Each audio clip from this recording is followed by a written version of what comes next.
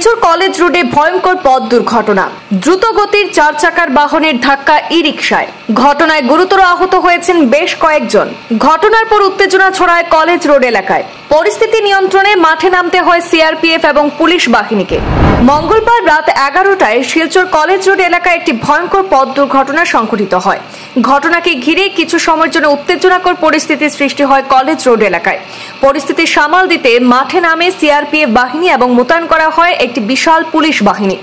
ঘটনার বিবরণে জানা যায়, একটি 4 চাকার বাহন দ্রুত গতিতে এসে সজোরে ধাক্কা মারে একটি ই-রিকশায়।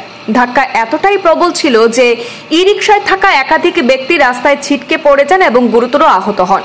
স্থানীয়রা সঙ্গে সঙ্গে ছুটে আসেন এবং খবর দেন পুলিশকে। ঘটনাস্থলে পুলিশ উপস্থিত হয়ে স্থানীয়দের সহযোগিতায় আহতদেরকে উদ্ধার করে চিকিৎসার জন্য শিলচর মেডিকেল কলেজ হাসপাতালে পাঠানো হয়। আহতরা কলেজ রোড এলাকারই বাসিন্দা বলে জানা গেছে। এদিকে 4 চাকার বাহন এবং ই-রিকশাটিকে ট্রাফিক পুলিশ ঘটনাস্থল থেকে হেফাজতে নিয়ে থানায় পাঠিয়েছে।